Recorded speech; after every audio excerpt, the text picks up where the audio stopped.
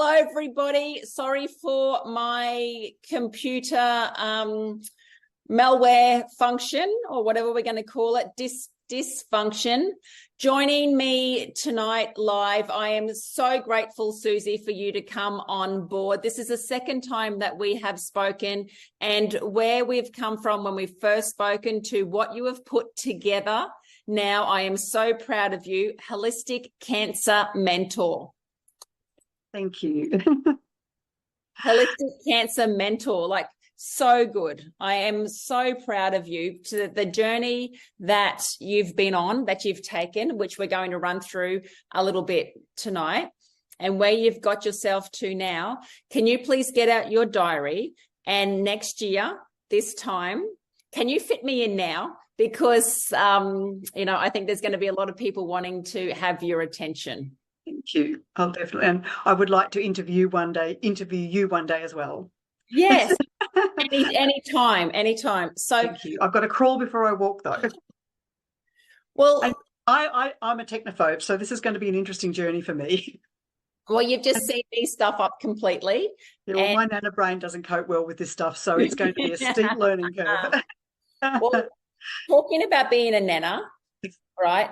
Let's get straight to it. Talking about being a nana, that was a thing that the doctor held over your head, didn't he? He did. He said this was the thing that he said to you. Do you want to see your grandkids grow up? If you don't do our cancer treatment, you're not going to. Was it something like that?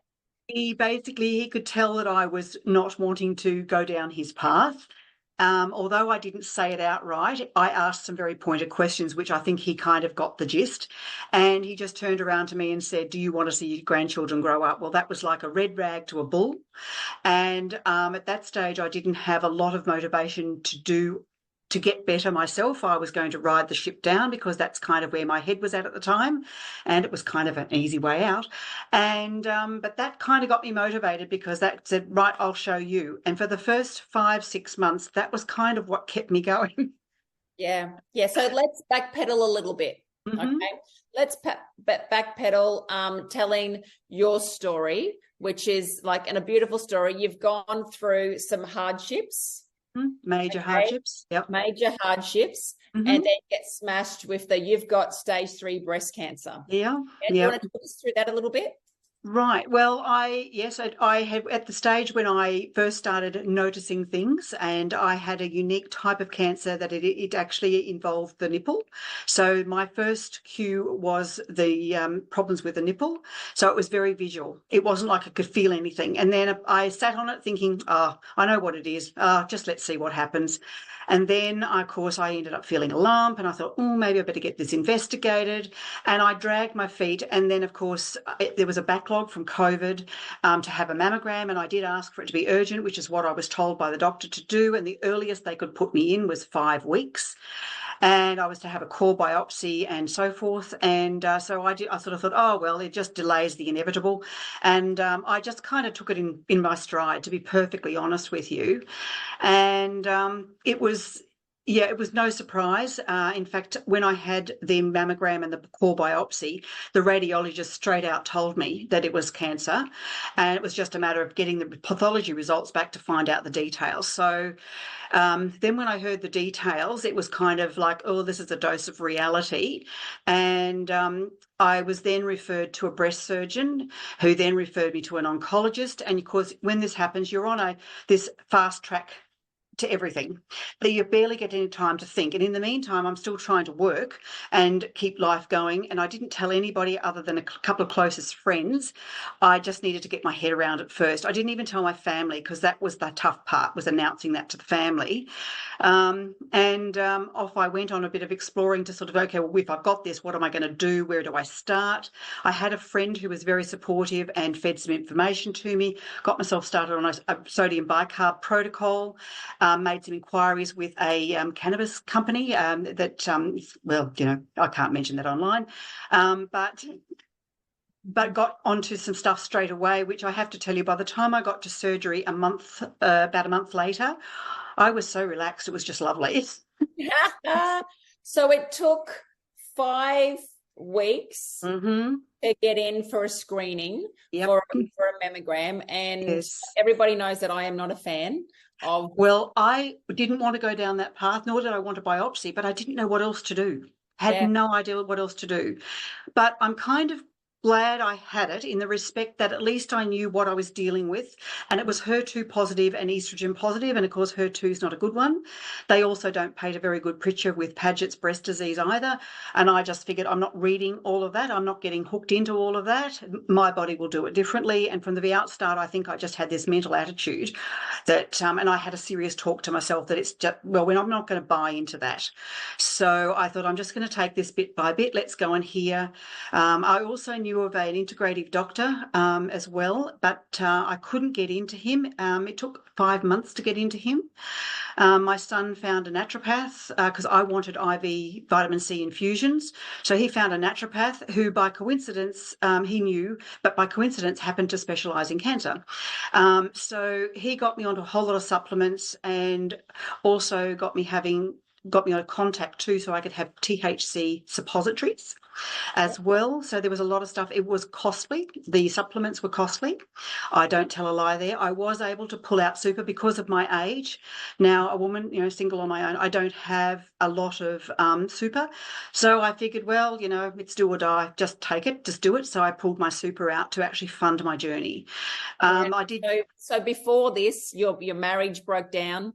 You lost Yes. your job. All of this happened prior to the diagnosis. That's right. My dad passed away. In fact, the same time as I was going through the divorce, and then I lost my job, all in a space of about 5 months. And I moved house in a space of about 5 months. So stress levels were where? Sky high. Absolutely sky high, and they just continued because I was unemployed. Nobody wants to employ a woman this age. At the age I was at the time, it puts you in a whole different category, even though I'd never had trouble with employment. I also didn't want to stay. I was actually medical repping at a pharmaceutical company at the time. I didn't do drugs. We did lotions and potions. I always had a standard. Other than that, I'd done devices. But I didn't want to go back into the industry at all. It was, I tried, but I would get to the first two people, the last two people rather, for the interview, and then the other person would win.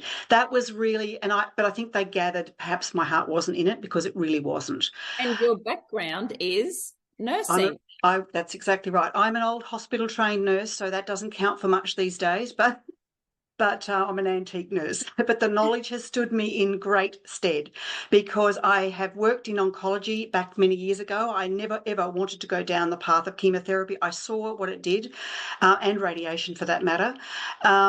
And then when I was working as a medical rep, I also, I called on, I had products that went into oncology units. And surprisingly, well, not surprising, I suppose, it was actually the unit where I would have been a patient if I'd gone with this doctor. And I knew all too well what went on out the back. And I thought, there's no way I'm going to be sitting in one of those chairs. Just no way. Yeah. And but the doctor did put the wind up my son, who said to me, "Mum, you can't do chemo." But he came out and said, "I think you better do chemo, Mum." I had to settle him down. Yeah, well, they can't get their fangs into, you. They went to the sun. So, and I could see his anxiety going through the roof, and he was the one who was siding with the doctor, and it was like, I'm just sort of looking at him going, "Shut up, shut up." Yeah. So with the mammograms, so there are so many different types of tumors, like the spiderweb tumors that don't show up. Tumors that are against the breast wall, like they do not show up either. That's right. And it can squash them, and it can spread as well. So that's a risk. Yes. So the pressure of a mammogram is double what it takes to wash. I did, and I had both a mammogram and an ultrasound. Then I had the core biopsy. That wasn't fun. And she said I had a lot of calcification, so it was extremely obvious what was at stake straight away. So another thing too with the biopsies, as well, as that can also disseminate the cancer cells as well. And I was fully aware of that, but I just didn't know what the alternative was. Were you aware because of your prior knowledge of being a nurse, or were you told? Yes. No, more from my own research. I had always maybe my soul just knew, I don't know, but I had always listened to webinars. I'd listened to the Truth About Cancer Quest for a Cure series. In fact, I own that, and I have owned that for quite a long time, probably since about 2015. And that was a very educational series which explained a lot of things, plus the alternative parts. So this is how I knew so many things were available. And I thought, no, there's so much out there. I just need to research and find out what I can get my hands on in Australia, because and dare I say it, our medical system is almost a bit like a third world here, unfortunately. Even in the US, they don't have to go to Mexico unless they want other things, but they can get some basic cancer treatment in certain states in the US. Here, we have to either go to Thailand and our doctors have to put everything underground. So it's word of mouth. They can't put these things on their websites, and naturopaths can't put it on their website. And I know of several. And, that made me angry that wasn't available. And, even that, I can't even tell you who these people are out in public because I can't out them. So that is part of the reason that I wanted to do what I do, because I've got this knowledge, I've got some of the contacts, especially for Queensland, and I do have some other states, and I'm working hard to accumulate more information, and other states, of course. But the particular doctor that I see, he does do work via Zoom. Yes. So he does consult all over Australia, and in fact, he's in a very renowned cancer book that's out as a contact. And in fact, online, I do see his name coming up quite frequently. So he's got quite a good reputation. And I think he's just a miracle worker. However, you have to do your part. He can only do so much. He can guide you, but of course, the cost and your situation and what have you, and how you handle it is totally up to you. Yeah, well, everyone seems to be going down. Well, it's been this Angelina Jolie, this genetic testing, like that everyone's doing. But if that biopsy is sent away for genomic testing, okay, and then so they can test a bit of your tumor against what type of treatment that they're planning on using, and then tell you out of your body if that is going to work. However, can I tell you that the genetic side of it is a very, very small component of breast cancer. Tiny. It is environment, or the terrain, as they talk about. It's the terrain. So I'm going to tell everybody a story. I think I've told you my story about this. So the year before last, just over 12 months ago, I went to the Breast Cancer Australia seminar, Australia gathering in the Brisbane Convention Centre. They took over every room in the convention centre. I was the only naturopath there, and I was the only one brave enough to wear a big shirt that said boobs, across my shirt. So I'm walking around the convention centre with surgeons and breast care nurses. The local breast care nurse invited me to come, and it cost a packet to go. Sure. The amount of money that was spent there blew my mind, just blew my mind. And then the whole seminar, the whole weekend, we had a circle. I'm just going to draw it. There was a pie graph, all right? There was a pie graph that we were all shown. We were given this pie graph.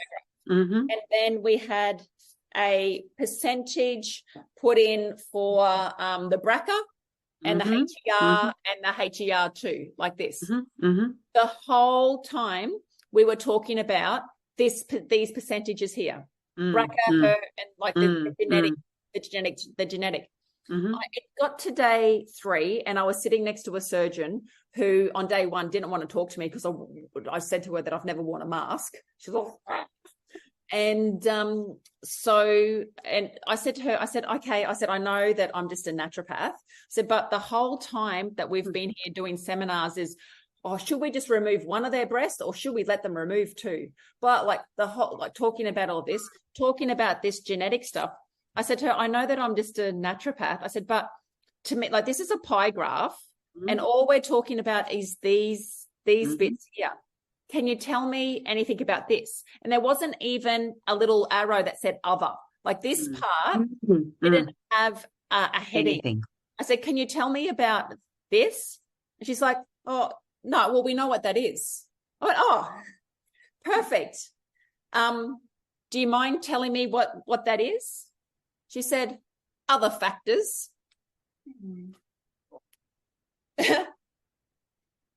Yeah. Other factors, Mm-hmm.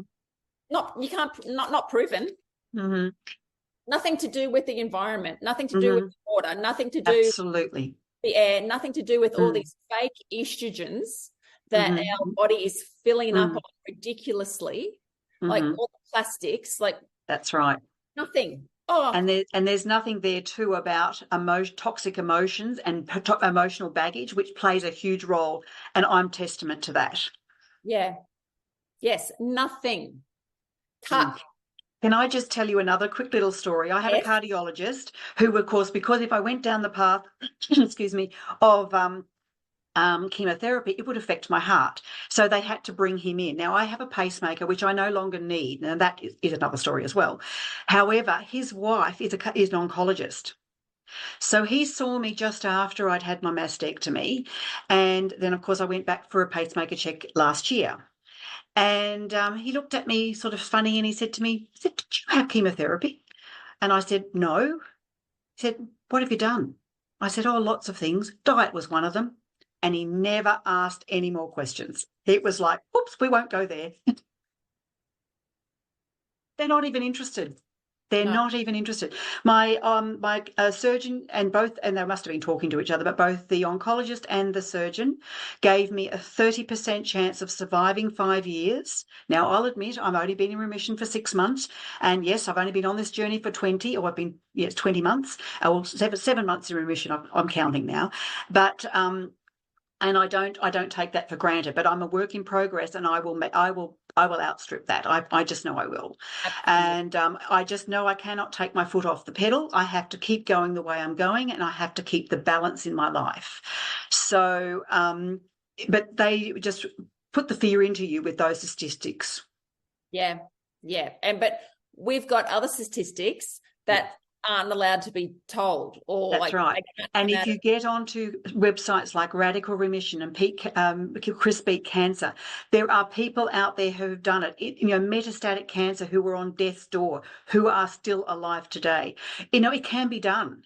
Can be. And that's the thing you've got to realize. If you choose this path, that there are others who have done it before you against great odds. Yeah. So you just need to focus on that and work Let's on it. start doing those things now. Like I'm really big on let's do Preventative, the yeah, preventative, yeah. And preventative. I had been, before the life got off the rails, I had been very I'm conscious of my health. I was paleo, and I was making my own kefir. I was making my own sauerkrauts. I was making my own bone broth. I was really into everything, and it all just stopped. And I was just, as I slid down, I just went into survival mode for a whole pile of reasons. And I was just, everything that I knew went out the window in survival mode. Yeah. Yeah. And I'm sure everybody listening knows how that sort of feels. Mm. Whether you just dip your toe in it every now and again, or whether you're Mm. there for a couple of weeks, Yes. months, or Mm-hmm. Mm-hmm. I And I think, had this little voice in my head saying to me, "Pull it together, girl. You're going to end up with cancer." I just it was like it was telling me, or something serious, your health's going to take a nosedive.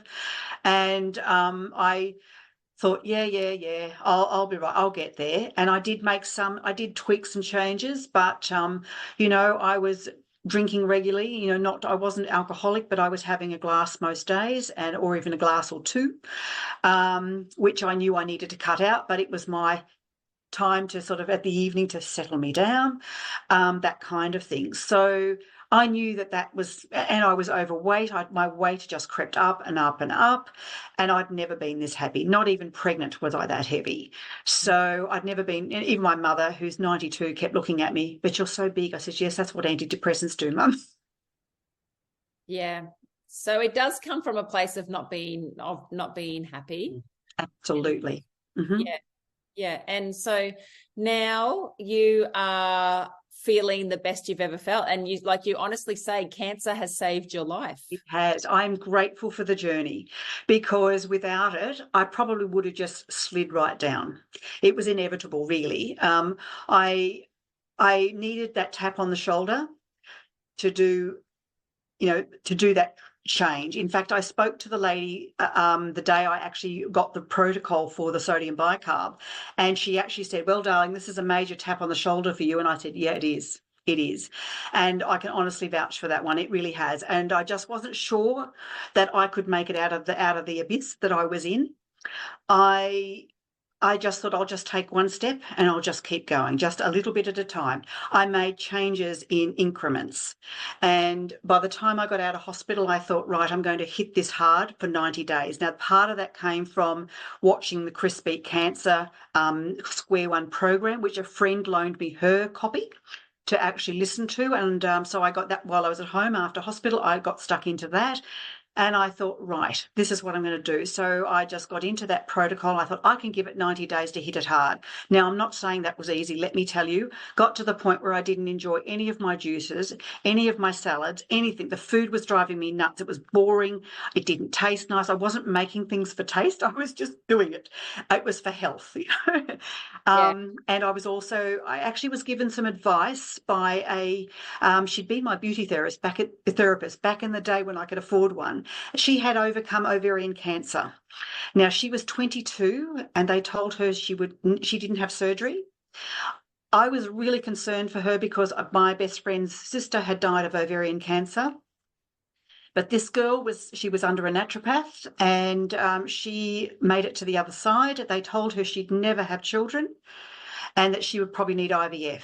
And guess what? She's got 3 to prove them wrong. And the oldest now is about 14 or 15, somewhere around there. And I knew if she could do it, I could do it. And she gave me a really good piece of advice. When it all gets too hard with the routines of supplements and juicing and everything, she said fast. So I brought fasting in as well. Okay. So you went to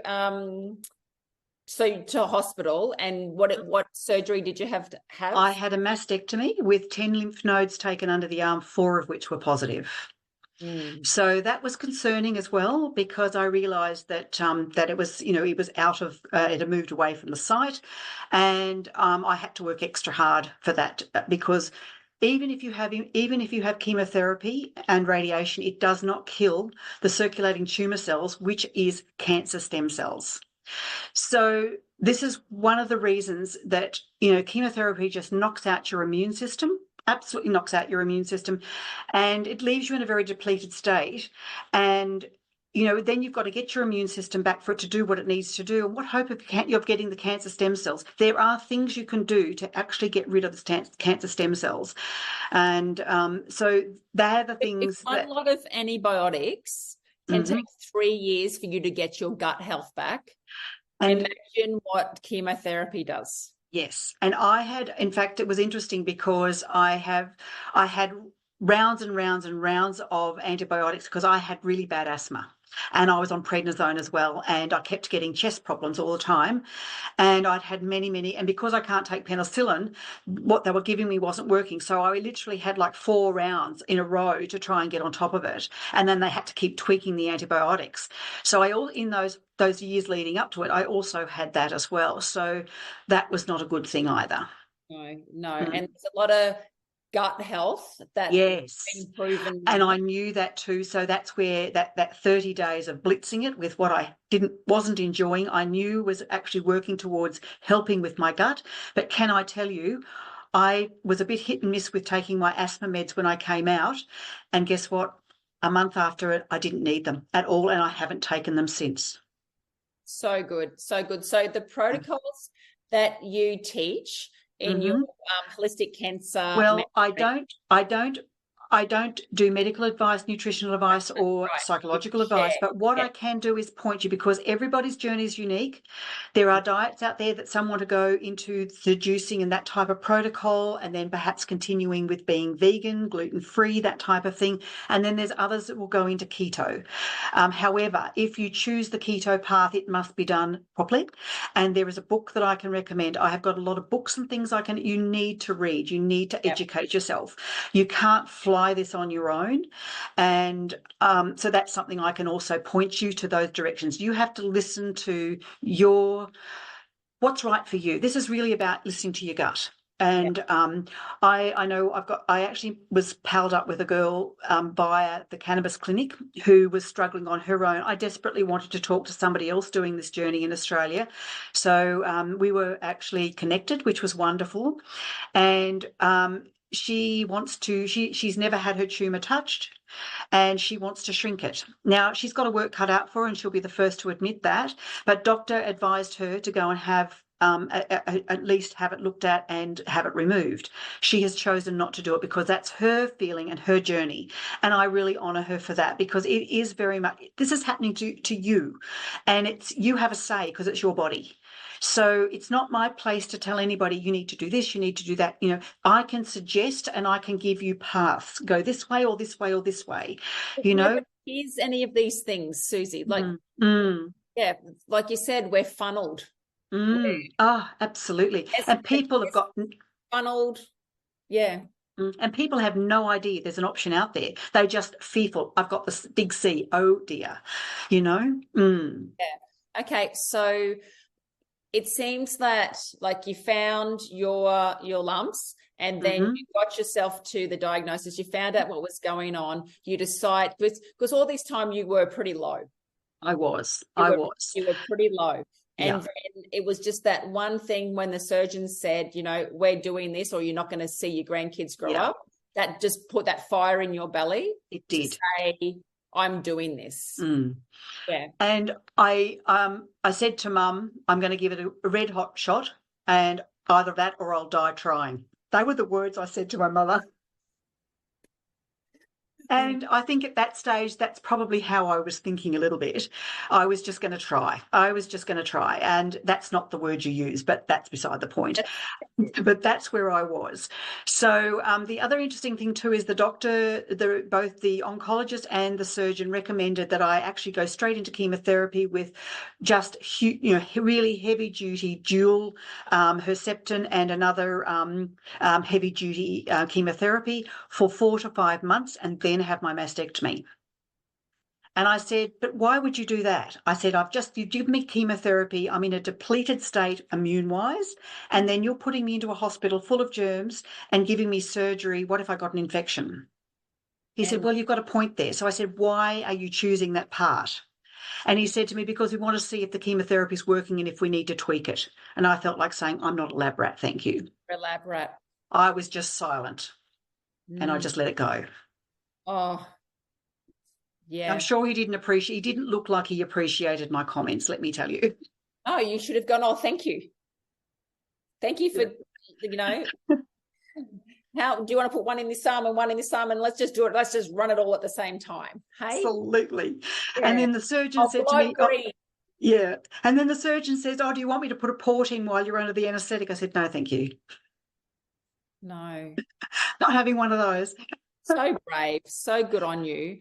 Do you look back now and think, like, where did I get that from? Or like looking back?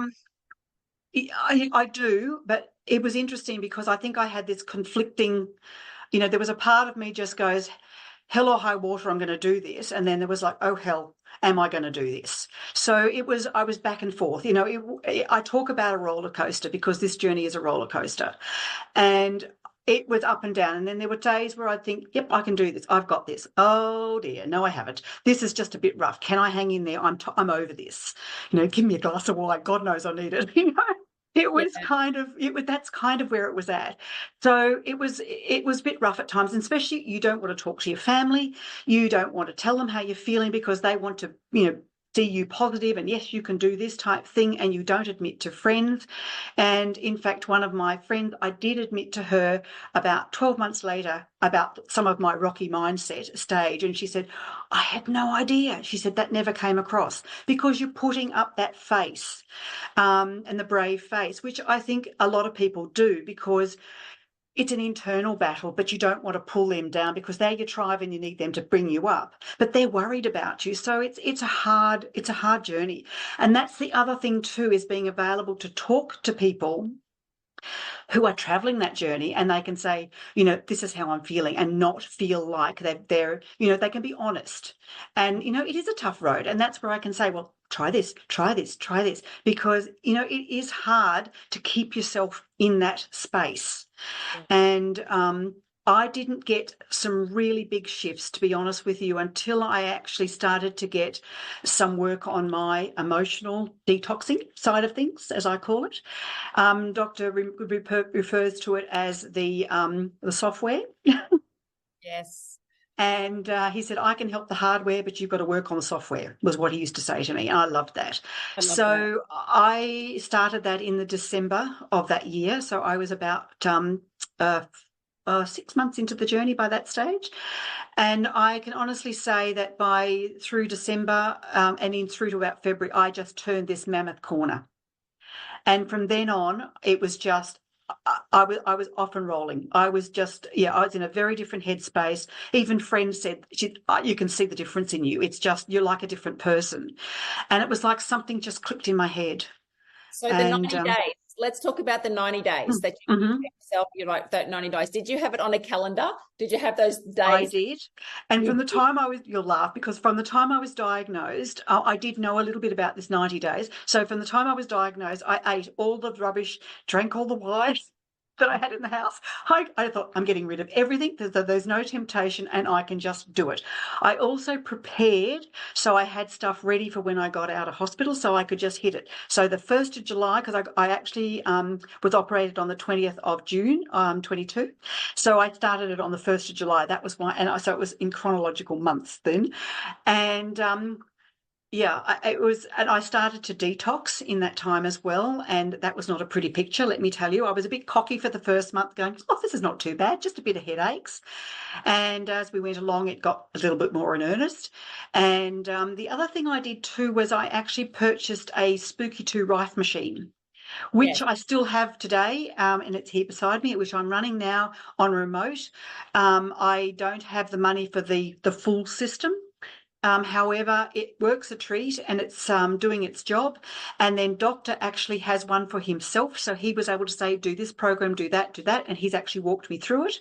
And I'd go down, I come, Terry, do you want to tweak it? So I did run that. Now, that also put me into some serious detox. And my first ever lymphatic drainage that I had with one of your girls there, that spun me into an awful detox, let me tell you. Yes. Yes. And I was I was vomiting, diarrhea, not attractive. Letting everything out.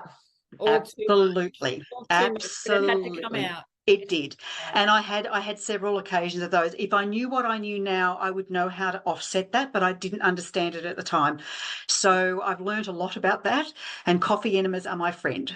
All right, so let's talk through some of the different things, and I'm happy for you to ravel them all off. To share, only if you want to. Yes, I can do some of them because there was so much stuff. But I did lateral, which I won't elaborate on that, but I'm more than happy to have a chat to anybody about that one because that's controversial, but I do know a little bit about that. So, Mads, if you can please put Susie's email address in the comments, and so that's the contact for Susie. The other thing that you can do is just go at Holistic Cancer Mentor at any time in this group. That's what in the BooB Camp group, if you want to contact Susie at Holistic Cancer Mentor, and then Susie will be able to answer your questions as well. So Susie's email, yes. Okay, so some of the girls like Joe saying we have a Spooky 2 and use it all the time, and Jackie says, I want a Spooky 2, but it sounds confusing. It is confusing, let me tell you, but I could have cried the first 10 days or so when I got it. But I can give you some tips on that one too. And there's now a group here in Brisbane, and there is an Australian group that you can connect with people, which was not available when I started this journey. So I can help people with that too.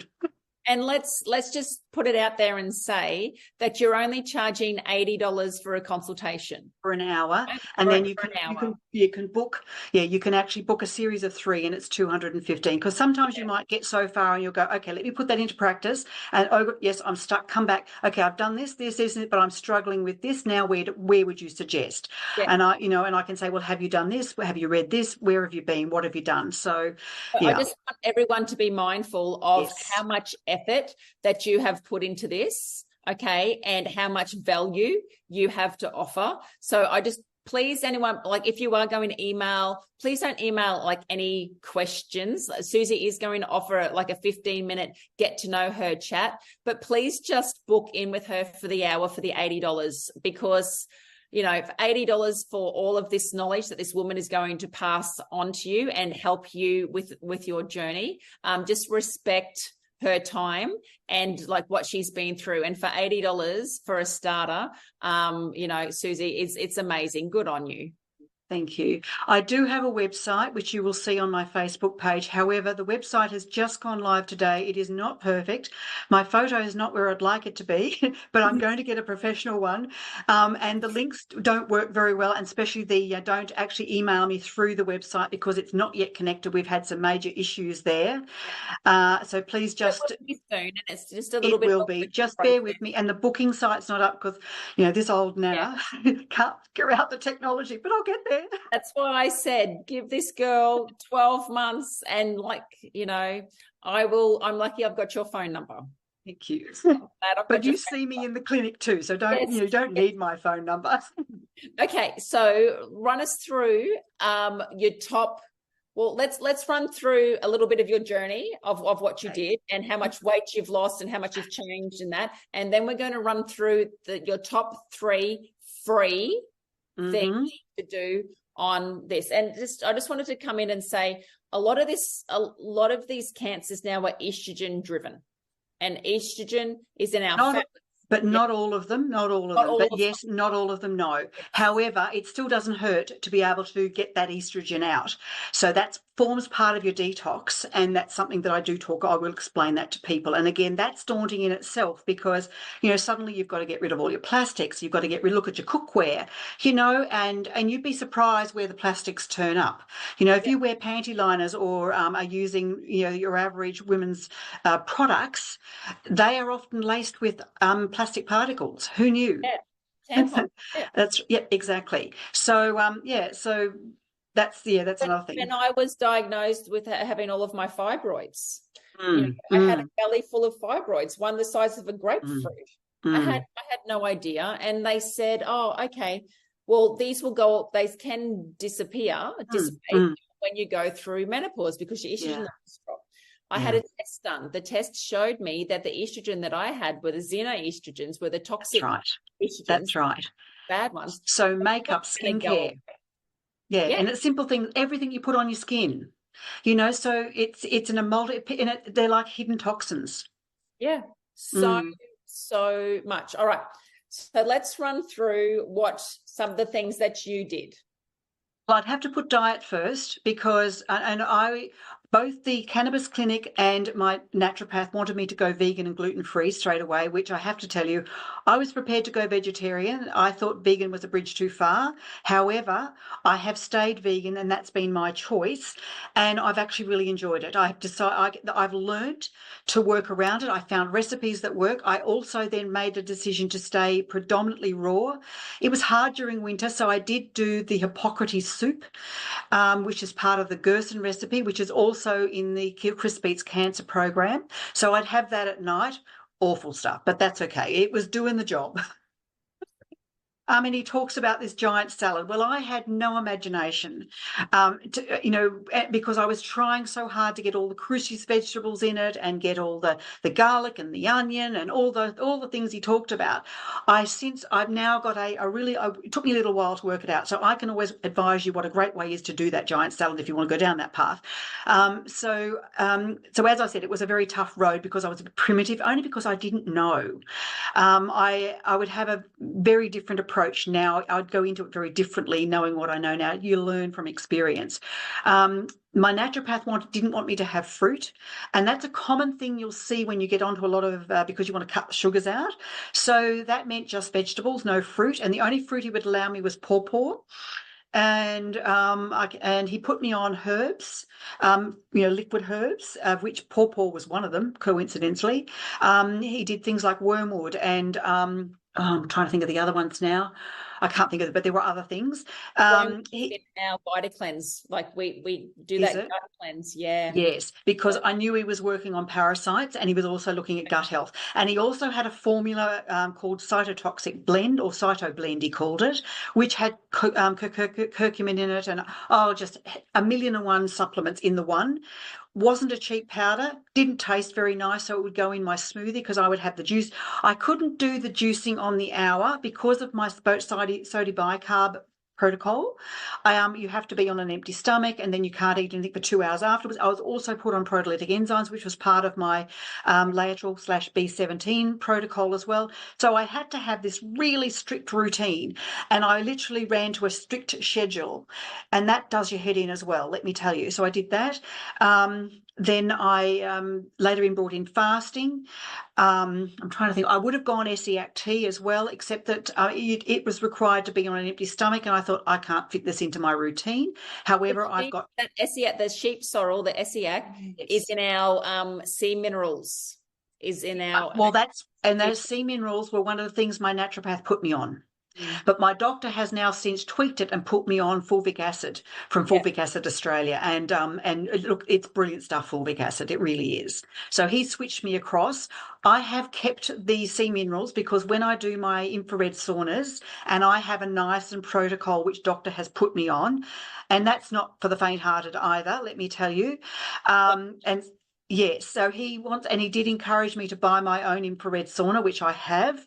Was not in what I planned. It made me sick to the pit of the stomach to go and buy it. However, he's got a contact and I was able to use his name and I got a discount. So, and then the guy was just so lovely to chat to. And then he said to me, and normally you have to set it up yourself, but he sent a fellow to deliver it and set it up for me. Beautiful. You are getting looked after. You really are getting absolutely. So so when I do my sauna, especially when I was doing 3 of these niacin saunas a week, which I tell you is not for the faint-hearted, to get my levels to where I needed to be with my niacin level, then I would use that in my water. So I would have normal water and 1 glass in the sauna with the sea minerals in it, because they're really great stuff, and they're just giving me electrolytes and everything else. So that to me was helping to balance, and that's how I use them. Yeah. I'm trying to think of what else. It's just been coffee enemas. Oh, coffee enemas, yes. Using mycotoxin-free, because you don't want any more fungus in your body than you've already got. So using mycotoxin-free. Coffee is full of mold. That's right. And the other thing that was really hard was giving up my coffee. It's acidic. And that was like, again, it's like, you want me to what? Yeah. I was even prepared to drink it black. Just give me my coffee. So, I made mammoth radical change. And everything I looked at, I kept thinking, oh my goodness. And then I kept thinking, if it's hard, but hard compared to what? Dying? Yes. Or going for chemo. So I had to put it in perspective. Okay, I can do this. Yeah. So I just knuckled down and did it. What percentage of people, Susie, do you reckon do this way? Like choose this way? I think there's a lot more out there than we realise, because as I join different cancer groups, which are all from America, a lot of them, and they're talking about American centres and recommending to American people, I'm not sure of their success rate, and I can't vouch for that. However, there are people that will say that they have been cancer-free for 10 years or 20 years, but you don't know their backstories and how far down the track they were. But a lot of them are very, very encouraging and to follow that path. And there's a lot of information out there, a heck of a lot of information about all sorts of controversial topics, which you'll find the integrative doctor I deal with is quite open to all of those things. It just depends on how open you are to accepting some of those things. And I do have some very out there things that they can do if people are willing to keep an open mind. Some I have tried and some I'm not going to try. But if I had to and I was in a really bad state, I think I'd give it a go. I would give it a go. It can't hurt. It just can't hurt. One thing that we both use and we both love is our Scalar Lounge. Absolutely. And I have to say, there's a conflict of interest here, but I started off down the Gold Coast in an EE system place on the Gold Coast, having their program, and I followed avidly until the centre in Brisbane opened. And I was brave enough to say I needed a job. I'd been off on Centrelink on sick leave because I didn't have any money, and I was at the stage where I was looking for some work and was looking to go into some support work, which now I've got more than I know what to do with, to be perfectly honest with you, because I work as a private support worker. And then I messaged Viv, who runs the centre, and she wasn't even open. I said, by the way, do you need staff? And she said, and I gave her a rundown of my history and why I was wanting to be in the Scalar Lounge and why I would be interested in working. And we met, and she said, I think you're a great fit. So I do 2 days a week, Tuesdays and Thursdays there. And I absolutely love it because I get to talk to people who are coming there because they have cancer. And I won't give it away any more details, but I would encourage you to have a look at the website, and to actually, it's in Wooloowin, or to get onto the EES website and have a look at all the papers. They are actually even on the Scalar Lounge. There are papers there. It's amazing technology. It looks and feels like it doesn't do anything, but let me tell you, it's extremely powerful. And if you are feeling very stressed, and perhaps your state of mind is not good, it helps to balance the right-left state of mind. They've had fabulous results with veterans with PTSD, kids with autism, this sort of thing. And if that can work for them, it will help to get your body a little more balanced. But unfortunately, it's not overly cheap.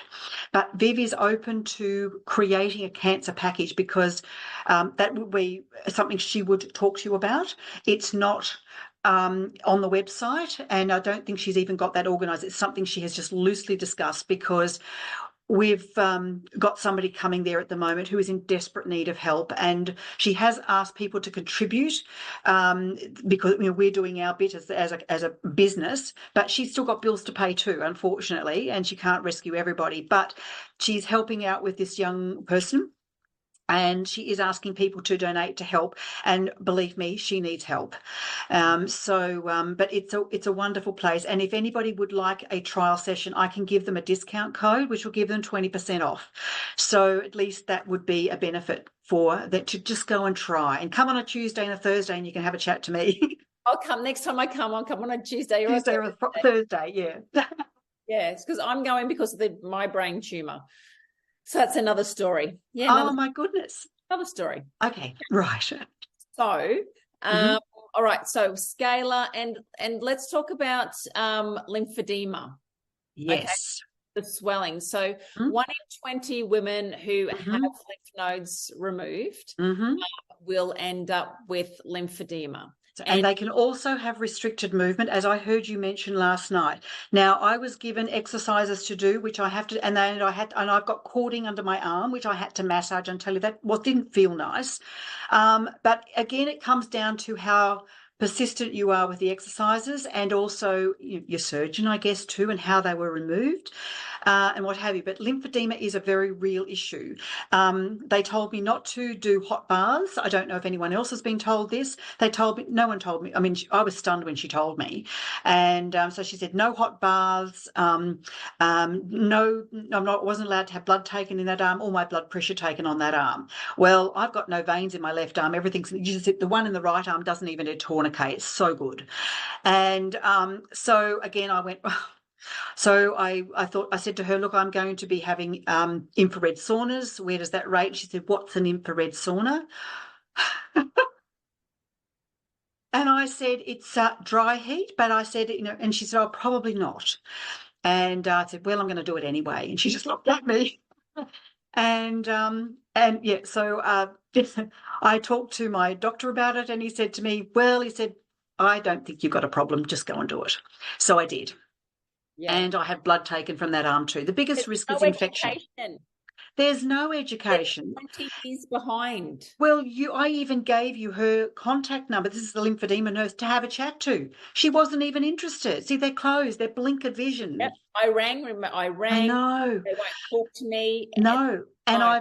You're not the only. There's so many women who have gone to the clinic and said, "Oh, look at the difference since I've been using the Chelsey." I know, but they don't want to know. And they will not acknowledge it. They won't even talk to that person the same. Like, seriously. Yeah.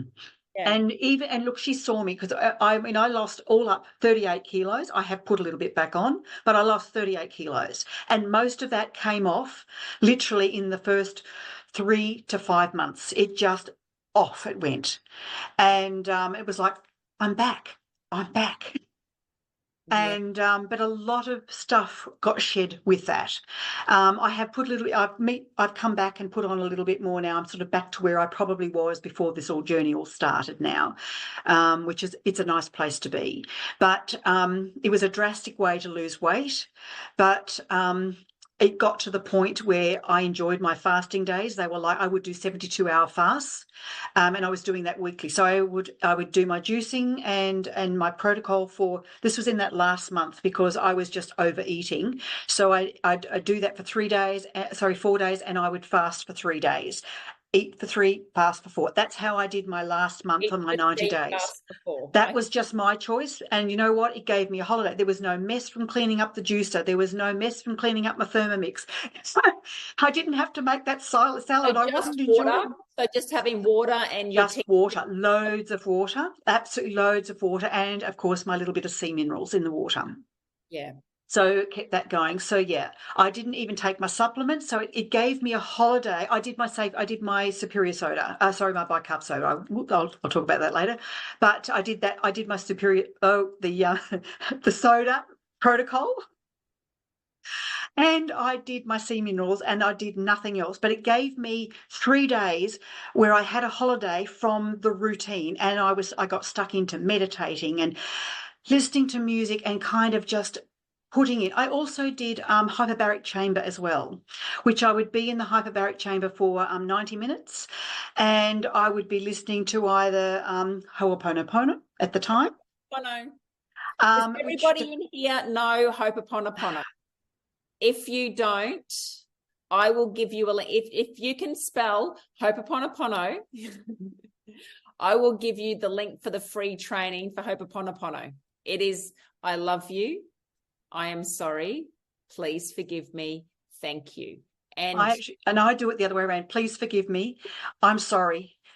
Thank you. I love you. Because to me, I saw that as the logical order for me. Yeah. So I would do that, or I would listen. I would lie in there with meditative music, and I would imagine a vacuum cleaner coming out and grabbing all of those cells.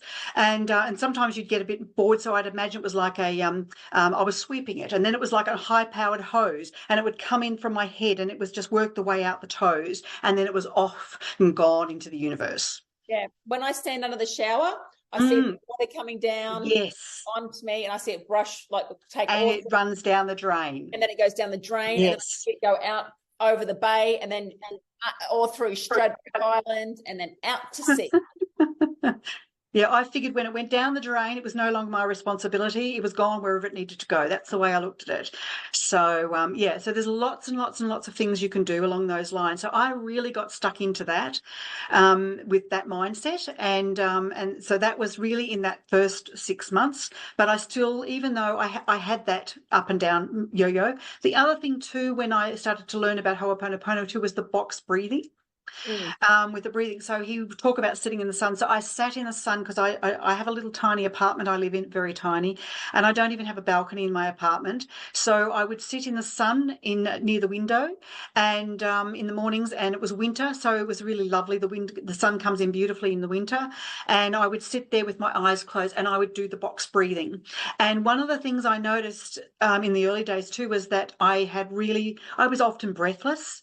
And what happens is your cell voltage is low, your pH is low, and your oxygenation is low. I had no idea. And it all added up when I learnt those three things. And of course, I couldn't breathe. I could not hold my breath to the count of 7.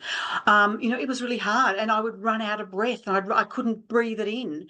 And that was a bit scary, and I didn't understand that. And that is one of the things that soda actually helps you with as well.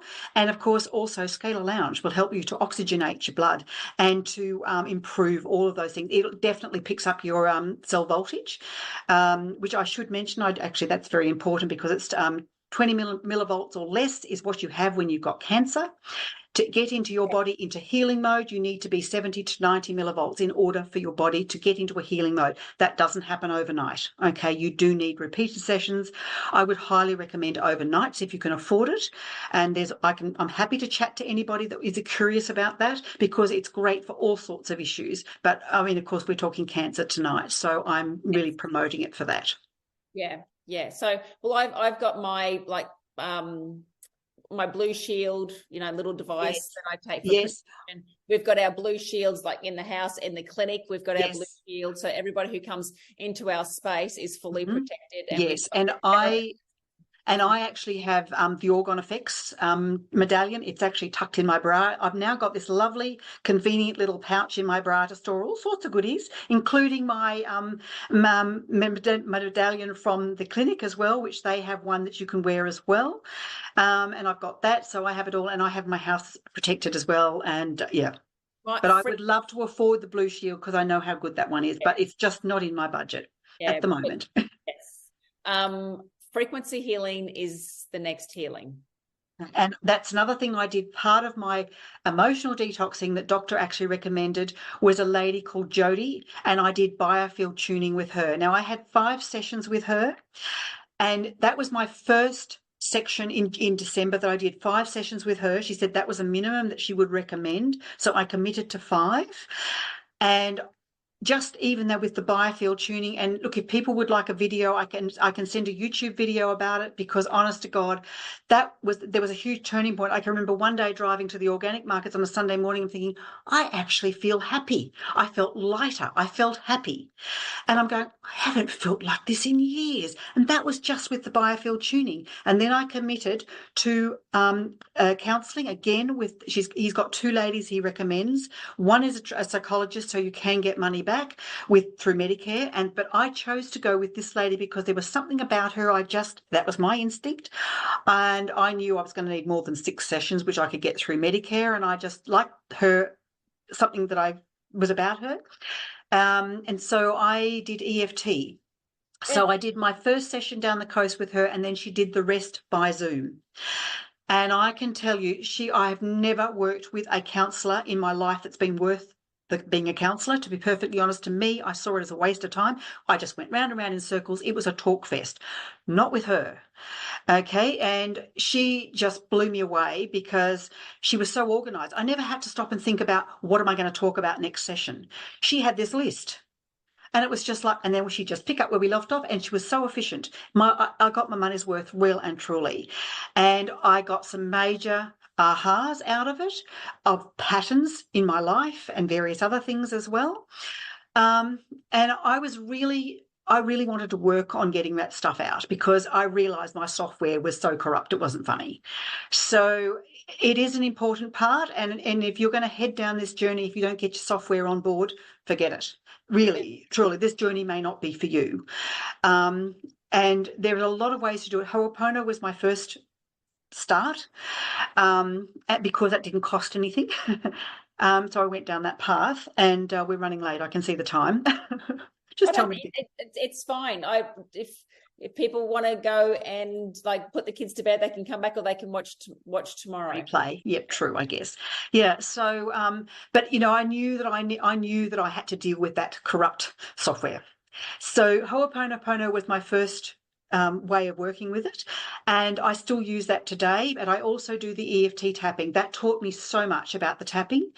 And when I would go into fear, and when I would go into, and I try to keep on top of it so that I don't get it coming back again.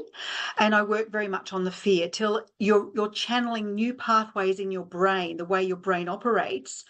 You're getting the emotions out of your system, and you're channeling new brain pathways so that you think and act differently. And I'm a testament to that, because I have some self-doubts, but I can pull myself out of it very quickly.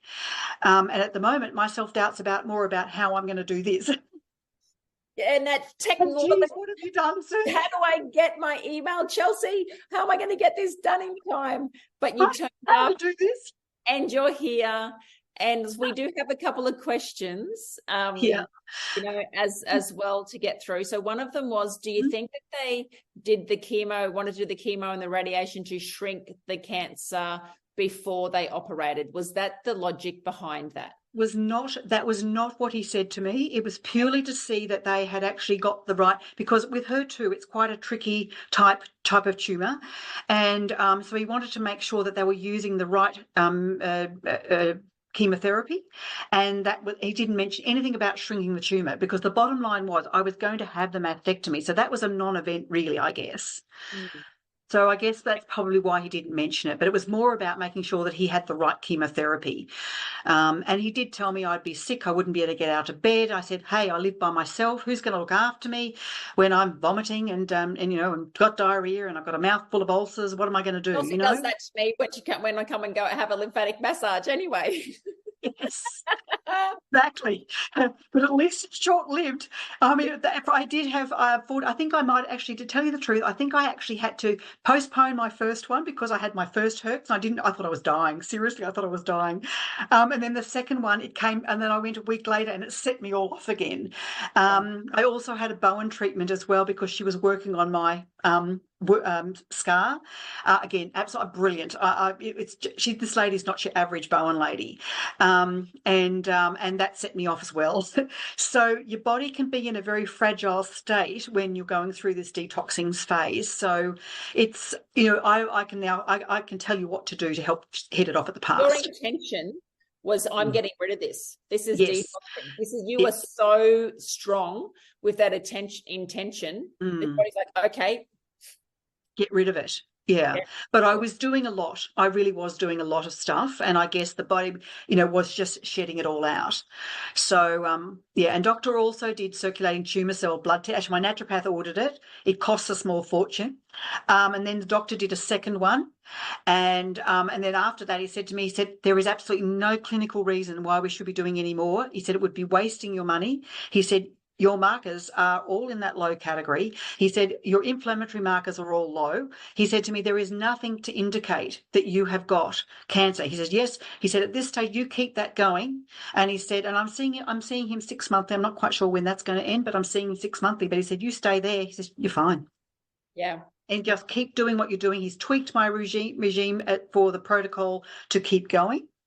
So, I just have to keep going and keep doing what I'm doing. Jackie's saying that I've been told not to use that arm. So she's still being told that, and her surgery was in December. Yes. So, she's still getting that. Look, if you've got a perfectly good vein, the reason they do it is because of the risk of infection. And I have to tell you a funny story because I do a bit of support work. Now, it is with disability, but I do get a lady who I know asking me to help with her 95-year-old mother, who is an absolute character. And she also had a breast cancer and never did chemo. And this was 30 years ago. And she had no problems with lymphedema until she got bitten by a bee on that arm, and it swelled up like you wouldn't believe. And the day I picked her up was her 95th birthday, and she was all a Twitter because her doctor, her GP, who she's just in love with, rang her and wished her happy birthday. And he goes in, apparently she has it drained because it builds up with fluid and what have you. But she just cracked me up. She's 95 with such a zest for life. Look, she'll be here at 115, seriously, because she's just amazing for 95. But she's got the on the arm. So there is a risk. It's not without risk, don't get me wrong.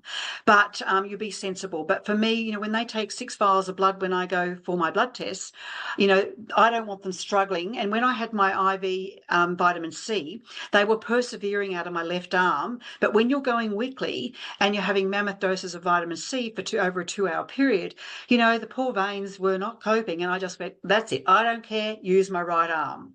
And she went, oh, that's better. So, yeah, and I used to venipuncture and put drips in, of course, as a nurse. So I know the value of a good vein. And when you had your arm measured, so like after you treat. Well, what happened is because I lost the weight and they had measured me pre-surgery, there was absolutely, because the weight just came off me, it was too hard because she tracks your weight, okay? So it was too hard for her to actually measure by the measurements because I lost so much weight. And so she would stand me on this machine, which I'd have to put my feet on and stand in a special place and pop my hands on it. And then she puts it all in, and then it would give these readings. And then you could see the graph of where the fluid was building up. And I was just over the mark where it was like, she said, I'll give you to next month. And she said, if it hasn't come down, you've got to have wear a sleeve. And that's when I had a serious little chat in the car to my arm, get a grip. You're not doing this. And I'm not wearing one of those. They're too hot and too much of an inconvenience. And it's like everyone, hey, she's had a mastectomy. Look at her arm, you know. So I didn't want to go there either. So, yeah, but it's all turned out for the best. But, you know, there will be people who could have problems. And it depends too, I suppose, on everyone's situation is different. Okay, so just saying, if somebody has gone through their cancer journey and they have done the chemotherapy and those types of things, it's a must. Protocols. Yes, must absolutely. Actually, yeah, your lymph. Yeah, and if they can get into your clinic or a clinic that does this sort of thing, I would highly recommend it. But yes, definitely go to you. The girls are just gorgeous. I actually picked their brains. I'll be honest with you, because after I did a couple of packages, I didn't want to do it myself. I mean, I wanted to be able to do it myself, and I started to do it at home to get to learn. And then I was, okay, that's not quite right. What else am I doing? And then I would ask questions. I would pay attention to what they were doing, and each of the girls did it slightly differently, so you'd get a bit of an idea from each of the different girls. And I was having the compression when I was in there, and I couldn't wait to get the compression when I'd rather had to wait for it. You've got your own. I was in that first order when. Yes, number one. It was, and then of course you brought in the IR press, but I didn't do that. I chose to go cocoon. And I love that. And I'm on a foundation membership, so I go in every month for that. Yes. And of course, you're out near my mum, so I make a day of it, and I go and see my 92-year-old mum while I'm out there. And that, you know, I'm out that way, so she just knows I'm going to have my cocoon, and I'm going to see her either before or after. And yeah, and I just love it. It's just a really lovely treatment, and you know, it's giving me the hertz, it's giving me the heat, and I have it very, very, very hot. And they didn't put it up hot enough for me, and I thought, like, I'd like it hotter. So now I manipulate I can actually change it to what I want. No, that's not hot enough. Off we go. Yes, yeah. Well, we can make it hot. Yep, and I did. I have it at 70. Yes, you do. So Rosalind in clinic today, she's like, I have it in 70. So I've got one, and I've bought one for home. I've got one. I'd love it. So yeah, I've got the one in clinic, and then I've got the one at home. And the other thing I'd love too is a rebounder, and there's a lymphocyzer. I've got my eye on one, and but setting this little business up has actually canned that. I just looked and went, oh, there goes my lymphocyzer, but it's coming. But it's everything. You've just got to do everything you can to help your lymphatic system. It's so important. That and your gut health. Yes. Another question, Trace from clinic. You would have had Tracy as your therapist too. How do we check the voltage? Or how do we check your cell voltage? It's usually, you can't. As far as I know, you can't. But usually if you've got chronic illnesses, diabetes, autoimmune diseases, you know, cancer, heart disease, all of those types of things, it means straight away your cell voltage has dropped low. Straight away, that's a sign, an absolute sign. But we are being bombarded. We live in a toxic soup. You know, the air we breathe, the water we breathe, the food we eat, the products we use on our skin, and just everything we do. So, you know, everything's bombarding us every day. So it's our body is working extra hard to keep our cell voltage up. And of course, the other thing is the bicarb soda protocol and going to Scalar Lounge. So what we need to do really is do a pre-mortem on where we're at now. exactly what when I do a consultation, that's exactly what I plan to do. Yeah. Because one, I want to know is where you're at now, and tell me about where you've been over the last 5 to 7 years, because that all leads into where we're going, and they need to see a whole picture. Actually, I will tell you something else too, is in my research, I came across what's called an ACE score, and it's called Adverse Childhood Events. Now, I didn't think my childhood was traumatic. I thought it was okay, and it was like everybody else's. You know, we all have our issues, and yes, I got smacked with a strap, you know, blah, blah, blah. But every other kid in the 50s got, you know, kicked with, you know, treated that way. That's how life was. And what I found is that people with an ACE score of 4 or more have a higher risk of cancer, heart disease, diabetes, autoimmune conditions, and cancer was right up there. And I realised that when my counsellor, EFT counsellor, spoke to me, she put me through the ACE score in the questions I had to, you know, she filled out, she asked me questions and I filled stuff out. And I went, well, that was a surprise because I was over that limit. And that was just purely based on those young years. And I was quite stunned at that, to be honest with you, because if you'd said to me, I would have thought, no, that's not me at all. To me, I saw my issues as being, you know, from time I was about 18 onwards. But, you know, that just is just salt in an already gaping wound, to be honest with you. So that's another thing to consider. Our In there. Lives are falling apart so much earlier now with what occurs before the age of 7, is vital in forming how they relate in later life, and the patterns that are formed, which leads them to all the disastrous things that happen in their life because of the way they've learnt to function from what was set down here. Yes. Mm. Completely agreed. All right. So let's, Roz, she just said, cocoon on 70. Go, girl. It's hot, but you feel unstoppable after. I do. Yes. And yes, I'm really thirsty, and I do like the fan. I got the fan last time and it was a breeze, because normally I just sweat and I'm like a mess when I get out. That's what we have. And the cold towel. I got the cold towel and it was so nice. So fan, cold towel, please, in future. Yes. But there's one more. Mm-hmm. We now have, I don't know if we got it out of the car, Nikki, or not, but we now have our new vibro sound. So we've got the acoustic stuff. We've got the acoustic. Oh, and you can put that on as well. Yes. Oh, I'm in love. I'm in love. And one lady was in there today, and I was going to get the acoustics once she finished her half an hour and take them up to another. Yeah. I walked in. The cocoon finished. She's gone. Like, she's completely passed out. It's fantastic. It is. On Saturday, my Bowen therapist put me on a vibra bed, and she put it, and I had the phones on, and I didn't want it to end. It was just, I was so chilled, unbelievably chilled. She said, now we've got to do some Bowen. Oh, do we have to? We're now adding that to all of our services 1st of March. Love it. Love it. Yeah. Love it. So, I'm a fan. I haven't even been. Yeah. All right. Next time. We're supposed to be talking about cancer. Yes, but this is all part of it. It's all these little sidelines and these things. And each time, one of the things I asked often was, okay, am I doing enough? I was always asking myself, because it was my self-doubt. Am I doing enough? And I would get so far, I introduce things gradually. Okay, I'm ready. I'm now ready. I've got this down pat. What else can I introduce? And then it became, okay, let's try this. Let's introduce it. And yours was one of those examples of going to Chelsey Jean. That was one of the first things that I introduced. And then it was like, what else can I do? I did the hyperbaric chamber. So I did a course of that. I did the IV vitamin C, and I just gradually added things. So I didn't overwhelm myself.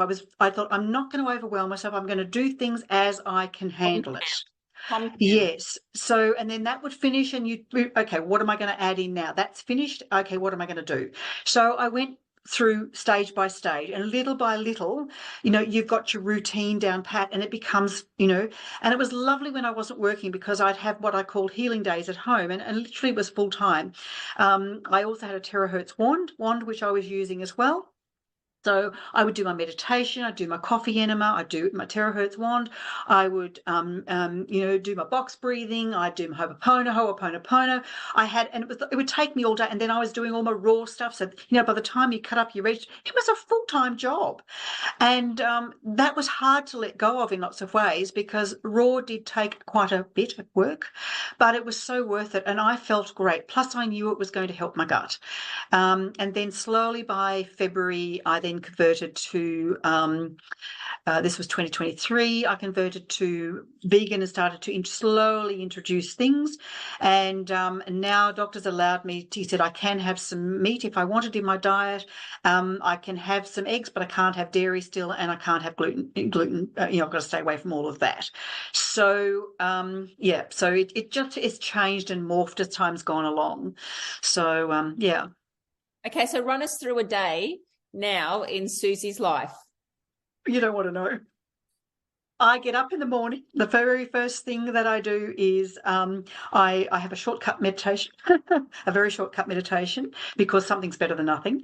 And I am heating up I do a coffee enema every day, and I don't wait for my bowels to open and then do the coffee enema. I actually use water, my filtered water, and I do a quick little short clean outs, and then I do my coffee enema. And what I was doing, another little tip too, I was using sound baths while I did the coffee enema. I'm listening to sound baths, very irritating, but and chakra balancings and things like that, while I lay on the bathroom floor with my coffee enema, concentrating to keep it all in.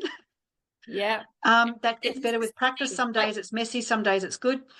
Yeah, and if it's uncomfortable and it's hard to talk about, but you are the perfect person to feel comfortable talking about that and asking the questions. But you put the pipe where, and you got to hold this, and you got to do that. Like, honestly, if I had to talk to anyone about doing this, it would be you. Well, I know I have found, because I did speak to a girl who's been to a Mexican clinic, and when she came back, she said they prepared her enemas for her. Then she said to me, I've got how to do it, but it's all so complicated. I said, here, I'll send you what to do. And that was the instructions I got from my doctor. So he gave me that, and I'm happy to share that with people, because the easier you make these routines, the better. And of course, I actually intermittently fast every day. So I went from my 3-day fast. Coffee enema? Yes, so I do the coffee enema, and then I prepare my giant salad. I have no breakfast in the morning. I'm on water until my lunch, which is around about 12:30 to 1 o'clock. And so I do a 18/6 intermittent fast every day, which I now do. And then I do that every day. And I actually do 48 hours fasting every week now. Okay. So I still keep that going. There's a lot of information around fasting, and I'm happy to chat to people about that in some of our sessions, the value of that. And that also causes the detox process too. And it was coupled with that, and the end of my a niacin protocol build up to the high dose niacin that I was on, that sent me off into my really last, but it was not as bad. It only lasted 24 hours and I was okay. So so my morning consists of that, and then it's out the door to work, because I'm very fortunate. I don't have to be to work till 9:30 in the morning, but I'm still up at 6 to get through that. And even with my dinner? Sorry, and then dinner. I'm now putting a lot of soy tofu. I've got organic tofu. Organic, okay. And so I make myself a veggie tofu mix that's got all your herbs and what have you. I like it quite spicy, so I add a little bit more of the spicy stuff in it, and it was a recipe I adapted from what I found. And that's easy, because when I come home from work, because I pre-make it and I can freeze it, because when I come home from work it's usually 6 o'clock at night if I finish at after the last session, and I need something quick and easy. And the other thing I do too is I have got a seed blend that I'll put into coconut yogurt with berries and fruit, and that's a good quick easy now. And at the time I was doing all raw and I would put them into glass jars in the fridge with the tofu separate. And the other thing I did too was I would do some lightly tossed stir fries too as well. And tofu, as much as people think, oh, you can't have soy, yes you can. That's a fallacy, and I'm happy to talk to people about that as well. And Dr. pulled up on we were talking about it, and he pulled up and said, this is the tofu you need to be using. I go, that's the one I'm using. Yes. And I get it As long from the as it's organic organic. markets. Yes. Yeah, As it long as has it's to be organic. organic, because your GMOs are, if they, yeah, everything, all your soys and those products are genetically modified. Yeah. So you need to go organic with your diet. You really do. Any tofu that you're going to be getting, or soy that you're going to be getting from Will be shops, genetically is modified. genetically modified. Not Yes. good for your body. Destroys your cell voltage, let me tell you. Yeah. Yes. Mhm. Okay. All right. And are you sleeping well? Oh, absolutely. I when I first came out, I was desperate. I wasn't sleeping. I honestly wasn't sleeping before I went into surgery. I had been like that for years, and that wasn't helping me. And of course, by the time I came out of hospital, I was utterly exhausted. And I think for 5 months, mind you, I was on the cannabis and I was on some pretty heavy duty stuff. I slept like a log. It was fantastic. And then, I used to have lots of aches and pains as well. And then my sleep became a little bit hit and miss. And I started with the scalar lounge, and I started to work on getting my hours up. And honestly, that I still have times, but on the whole, even if I don't have a good night, it's still nothing like I used to. But my energy is great. If I don't have a good night, it doesn't matter, because my energy is still really great.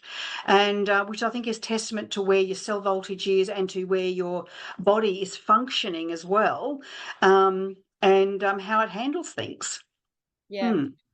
Completely agree. So if there's any other last questions, yeah, Miranda has written that health is a full-time job. Yes, it is. And I might be in clinical remission, but I'm not out of the woods. And I know that. So for me, this has to be a way of life. And I've changed forever. And I will probably always be stricter than I ever used to be, and still keep, no sugar, looking at all the ingredients that goes in things. It's hard when you eat out, let me tell you, but there's ways around it. Yeah. And I'm starting to have the odd treat day kind of thing. Not that I go off the rails, but I might have something like I'll have a cup of coffee. That's a treat for me these days. Yeah. And it's Yeah, on a people just have 3 or 4 a day. That's right. Where I might have one every 2 or 3 weeks. Yeah. Mm. Sort of like me with my chai lattes. I might have, because I've never had a coffee. So Yeah. I might once a month or something like that. So, yeah, I'll have one of those on oat. Yes, on oat milk, yeah. I'm an 80-20 girl. I'm 80% good, 20%. Yes. Well, that's where I'm now that I know where I am. I'm starting to just loosen the reins just a little bit. Yeah. And I've seen a really great diagram of the food. I won't go into it here, but it's something I can explain when we do a session. But it really puts in perspective the way you look at your diet and what have you. And that's where I kind of think I need to be probably 90-10. But I'm happy to have, I must admit, on Christmas Day, I had plum pudding. I went to, I really wanted, and I did have a little treat that day. I thought, it's Christmas Day. Yes. And it was like so yummy. And I had some fish, and it was like, oh, this is just heaven. And that's what it has to be for our kids too. Yeah. We don't get like 3 rewards and like all of this crap, the processed foods and everything every day. That's right. No, treats don't come with processed foods have to be the bottom of the upside down, the bottom, down there. None of that. Yeah. Okay. Well, thank you so much, Suze. This has been like so informative, so loving, so caring and nurturing for those who have been on a cancer journey and those who don't want to go on a cancer journey. But even though none of us know, but what is wrong with doing preventative health, doing preventative care? And I just want to say one last thing in closing is that I have also started this as a monetary thing. Yes, I need income, and I'll be totally honest with that. Yeah. But what I would like to do down the track, and God knows how I'm going to do it, but I would like to turn it into a charity, really, because what I would like to do with the vision I've kind of got with where I want to go, I would like to be able to sponsor people. Here's some money to go and do your IV vitamin C or whatever, whether it's glutathione or whether it's selenium or, all the stuff that they do, because I've got people that I know that are really, really struggling, struggling. I won't donate any money. I do not donate money. not since like the Red Cross and the like. I'm the same. I've stopped as well. No way Least in of the all world. the least of all the Pink Ribbon and Cancer Never. Days and the I Cancer will Council. It's never. a waste of money. It doesn't go where it's needed. No, But never. what I want to do, because I struggled, and there were times I even sold my rings. I just hocked to whatever I could to fund my journey because I didn't have a lot of money. Even though I'd pulled super out, I didn't have a lot. I was still on had to really watch. And it really gets to me when I see these women who are really struggling. Sorry. I've had a conversation today with a lady who really upset me because I know she desperately needs it. She's triple negative with her breast cancer and she needs the support. And she's she's struggling to get the money to go where she needs to go. So, this is where I want to do this to be able to help them. So sorry. I don't. You're making me cry too. And that's why we do this. That's why we have 12,000 women in this BooB camp group to have some support. That's why I'm live in here, and sharing and educating. There are women who are in the same boat in here. Please. And whatever we can do to help, that's what we're going to do. My first lady that I got friendly with, who she's an absolute whiz, and she's the person I go to if you want to know anything about cannabis oil. I got the person you can talk to, and she's really struggling financially, and it's a real head battle for her because if she could get the care she needed, her journey would be easier, and her home environment is also taxing her as well. And it's just, I just want to grab her. We talk over the phone, but I just want to grab, I'd love to see and fund her to an EE system if I could as well. But there's stuff like that because she and I have actually shared the Gold Coast one together. I've met her. But they're the stories of why I do this. Yeah. So, yeah. This is where the money needs to go to. This is where the care absolutely needs to go to. Yeah. Mm-hmm. So whatever comes, whatever we can do out of this and be part of your team, sweetheart. Thank you. Are all on your team. Thank you. If you have somebody who needs help or needs accommodation or needs anything, please post it in the BooB camp group because I'm sure that we have supportive women who will offer to help. Thank you. I appreciate that. And for those girls, I'm sure that they would really appreciate anything that I can channel their way. I would really be more than happy, even if, I don't know, there's something that could be worked out, I'm sure. But I'm not set up as a charity, so I can't do it yet. I've got to crawl before I can walk, as I keep saying. I've got a non-for-profit set up. Oh, have you? Yes. Yeah, I've got to work on that, but that takes money. Yeah, well, I've got one set up that hasn't been used yet. So okay, fantastic, excellent. All right, thank you. All of everybody listening, please book in with Susie via her email or on her just hashtag in here. It would be easy because if I get a lot, it's hard for me to follow. Even if they message me through the actual Facebook page, and if there is anybody there who actually is currently on cancer, who's got cancer, who wants to be in the group, I do have a group. There is a little question to get in there, and it's you can search the group, but it's a private group, so you can't see. And then I actually answer the questions, and I'll let you in. So all you've got to do is just tell me you heard about me through Chelsey. Please tell me your diagnosis, so that I understand what, because I do try to pop things up and learn a little bit about who's in the group so I know what to put up.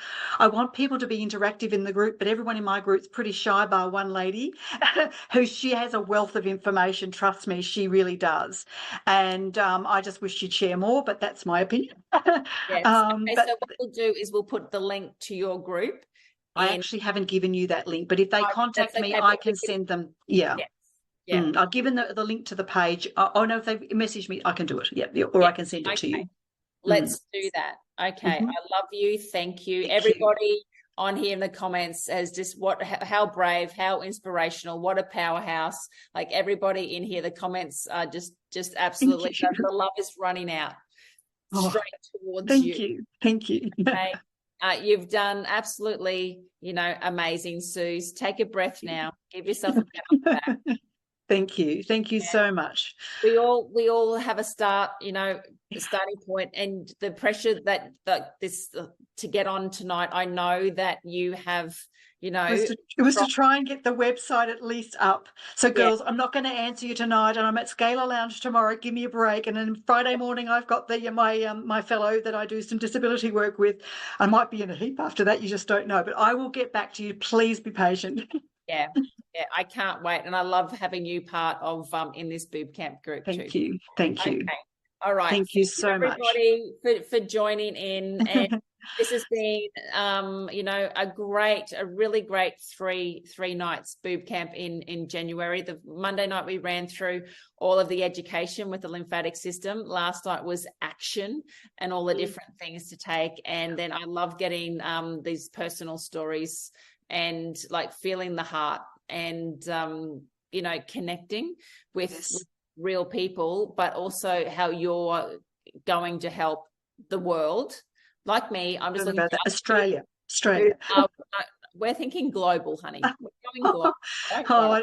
Crispy's Cancer's done that. Websites work overseas as well. I know, but I want to help Australians because we live in a third world country with our medical system, and that's where we need help, because there's so much available overseas that is just not available here. No. Oh, Wendy Hill, I've just seen your comment. Have you slept? I just need to know. Have you slept any better in the last 2 nights? Let me know in the comments. Yeah, so yes, definitely start in our own backyard and get it known. So my doctor, Dr. Cornet, who has been on Boob Camp before, we are starting some retreats, and we will be offering the IV drips. Oh, fantastic. Yes. So that's coming up soon. People keep an eye out for Cornet and I putting all fantastic. Of Fantastic. Too. All right. Okay. Everyone's telling you to go global, babe. I'm sorry. Right. Sorry. You're scaring the hell out of me, guys. That's not me. I'll stick in my own little backyard. This is not how I intended it to go. All right. Big love. Let's go. Bye. Thank you. Bye. Bye. Bye, Susie. Bye.